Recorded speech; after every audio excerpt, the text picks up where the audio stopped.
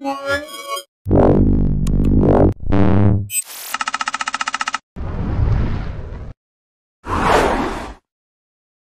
I'm sitting here with Christoph Kellerwessel from Ford Deutschland. Yeah, we just finished our panel over here talking about the app route, and Yeah. it was very exciting to see what kind of new partnerships and cooperations you're doing, especially with app developers. And you've had quite a couple of announcements over here. Absolutely. I mean, we're here in the Ford EcoSport, and that had to do with One of the announcements. One of the announcements, as a matter of fact, and we were absolutely pleased to announce our new partners and the partners we're doing apps with, and to feed AppLink. And AppLink is coming to Europe, which is extremely exciting to us.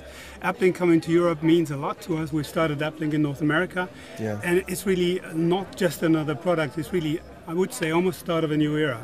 And working with big names like Deutsche Telekom, with Hotel.com, Audiotheca, and a number of other partners which we're working with is very exciting to go forward. TomTom, not to forget TomTom.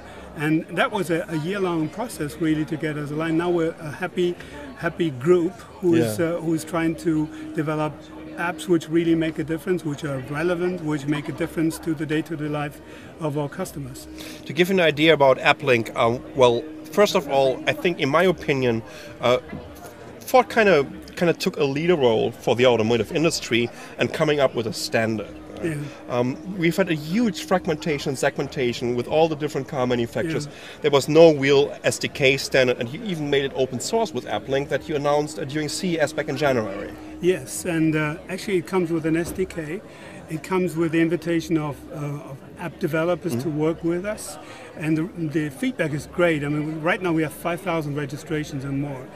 Of people who want to work with us, who want to work apps for us, and you see, this is just the beginning. You know, we start with a number of apps. In North America, AppLink was launched, almost 2 years ago. We have 1 million cars on the road, AppLink enabled. Great feedback, and we hope to see the same over here. Let's talk about this car we're sitting in right now. So this is a kind of small SUV, the Ford EcoSport, and you just announced it today, not only the car itself, but also a limited edition with a completely new distribution channel. Yes, and the new distribution channel is something which I think we all know about. It's Facebook, and it's a very limited edition. As a matter of fact, it's 500. I think we're taking orders right now. First come, first serve.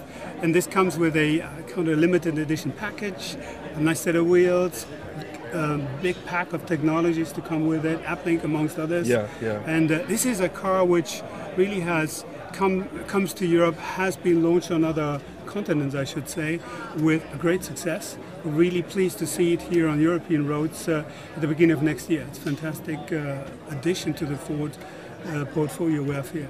If I'm not mistaken, this is actually the very first car that's getting sold over Facebook, right? I think it is. I think it is. Definitely that's quite in this exciting. space. It is. It is space. So there are only 500 of them left. You should be quick to grab one and just head over to the Ford International page on Facebook and see what the deal is over there. So this is a small SUV.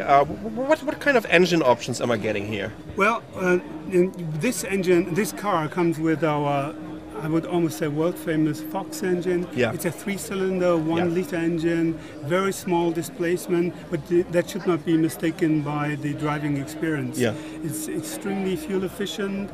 It delivers up to 125 horsepower out of this 1-liter displacement. Wonderful driving dynamics, quiet, and again, from the CO2 perspective, exactly what you'd like to bring together. We have a compact SUV, yet very roomy for its size specifically, and you have the combination with this fantastic engine. It has become actually the engine which we'll be using here has become the World Engine of the Year 2 years in a row, which I think speaks for itself. It's one of the most fuel-efficient engine that's available on the market, and I remember what you were pointing out. So there is no lack of performance. So what you would accept from a 3-cylinder 1-liter engine. I remember it, driving the EcoBoost. That was like last summer from Munich to Austria on a Ford event, and it was just great. And it was quite hilly over there, but we still ended up with an average fuel consumption of way below 5 liters, and that was absolutely amazing. Yeah, that is basically the combination: the advanced technology, direct injection, turbocharged, small displacement, and the whole pack of basically engine technologies which we put into this engine, and that delivers. And we have in some of our cars almost 40% of the customers choose EcoBoost as the preferred engine. Absolutely.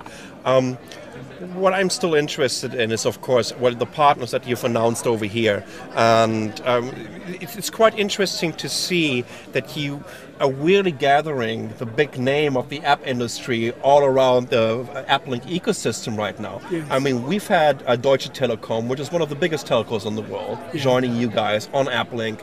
We've had Die Welt, one of the biggest publishers, with Axel Springer here, and one of the most, let's say, in terms of the next digital publication and the way they were looking for new distribution channels, one of the most innovative ones that is around. And we also had Spotify, the guys that kind of reinvented streaming, or let's basically saying invented streaming right now. So it seems like Ford is offering a proper package for these guys, because otherwise they wouldn't join, right? I think what's really nice about the approach which we're taking is that the development kit is basically available. It's free. It helps, it's well documented. You got a good support for extending your apps into, I call it, into the APIs of this car. And that makes it very attractive. And as you said, Spotify is a long-standing partner. We're extremely pleased to have them with us. And you've heard it from the panel. This goes hand in hand. The combination of voice control, which enables hands on the wheel, eyes on the road, just works with Spotify. Calling up the playlists, easily your preferred music. They have a strategy which we fully support. It's kind of your hand in glove. And Die Welt, not forgetting ADSC helping with the parking services. The Die Welt and ADSC is, I call it German-centric applications, but we can learn from it big time for other regions. The Die Welt is working with us is really an honor for us, and their content in our cars and the way we have structured the app, that it becomes easy, self-explanatory, and really enriches your driving experience. And the content which Die Welt provides, it's just a perfect combination for us. Well, absolutely. And it goes on and on and on. This is the very beginning. You announced AppLink back in January for the first time. And in general, I think overall the automotive industry is right at the starting line of making the next step into this generation of the connected car, into creating a seamless experience in between all our different mobile devices. And once again, I'm constantly pointing it out, and I've been saying this on a panel a couple of times.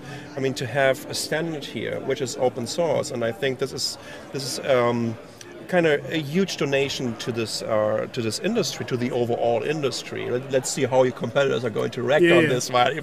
If they're going to join, which in my opinion makes perfect sense.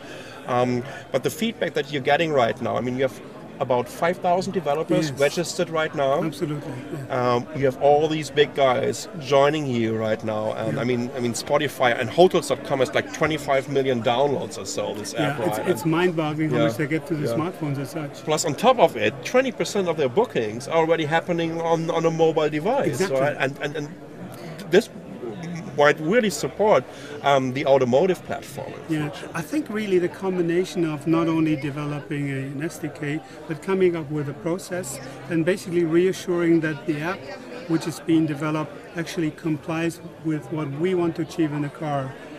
Non-destructive operation, hands on the wheel, eyes on the road. So you have a whole process which helps the app developer as well to come up with a product which is well recognized as something properly usable in a car, because we have standards. It's one of the most regulated industry, and to bring this two together, we have now not only the kit, the development kit, but as well the process to bring it into our cars in a compatible manner.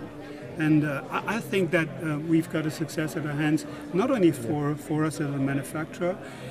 We would like to, what we do with this approach is we allow the customer to bring his, her device, the personal device, with a personal content. It used to be media based on your player, but now we're accessing the cloud. But it still stays fundamentally the same. It's his personal device. We don't force a loading of a hard disk in the car. It is what you have, it is what you love, it's what you have made your choice for. We bring it to the car. Something that we already know from the enterprise and from the B2B industry, right?